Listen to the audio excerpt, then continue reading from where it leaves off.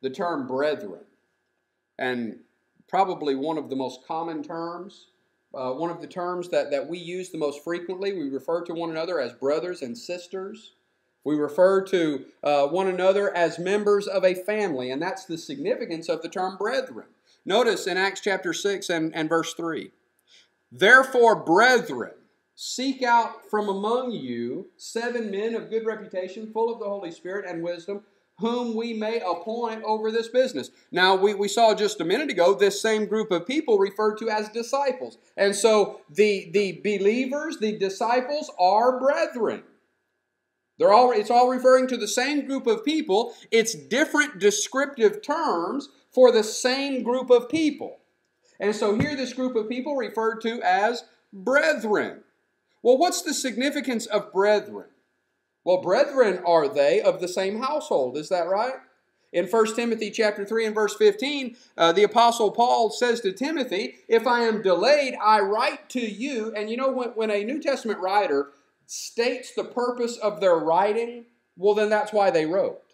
And we don't need to speculate about why they wrote the letter anymore, because they told us why they wrote the letter. And Paul says that he wrote 1 Timothy to the evangelist Timothy because if he was delayed, he wanted Timothy to know how he ought to conduct himself in the house of God, which is the church of the living God, the pillar and ground of the truth. And so when we see that term brethren, when we refer to that term brethren, it emphasizes the fact that we are of a family, that we are in a household, and that household is God's household. And Jesus Christ is our brother in that household. You know, in Acts chapter 8, it says that we are joint heirs with Christ by adoption. He's the natural son.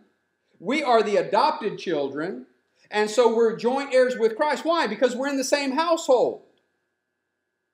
And so in Hebrews chapter 2 and verse 11, immediately preceding that verse that I love so much to quote in the context of our singing, it says that he is not ashamed to call us brethren. And then it goes right on to say in verse 12, "I will declare thy name in the midst of the assembly, I will sing praise to thee."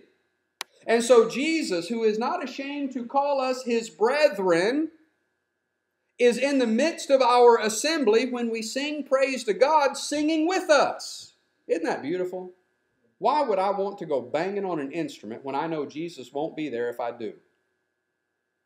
But if I sing praises to God the way that he wants to be praised, then Jesus, my brother, who's not ashamed to call me a brother, will be there in the midst of that assembly singing with me. Isn't that a beautiful picture of our singing to God? He is our brother. In Matthew chapter 12 and verse 50, he describes who his brethren are. When they come to him, and some come into him and tell him that your mother is seeking you, and he says, "Who is my mother and my brothers and my sisters? They that do the will of my Father who is in heaven." And so who is he unashamed to call his brethren? Those who do the will of my Father who is in heaven.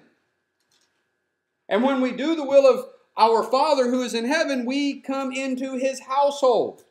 You know, it says in 1 Timothy 3:15 that we are in the house of God, the church of the living God, the pillar and ground of the truth.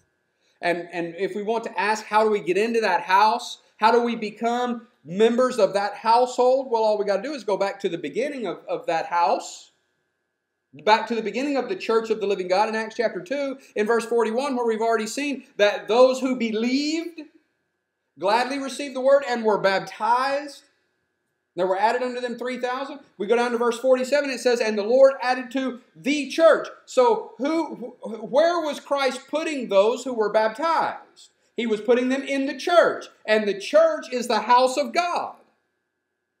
And so we're brethren in the church because we have believed and been baptized into Christ, And because we are His disciples, we're adhering to Him as close followers of Him, becoming more and more Christ-like.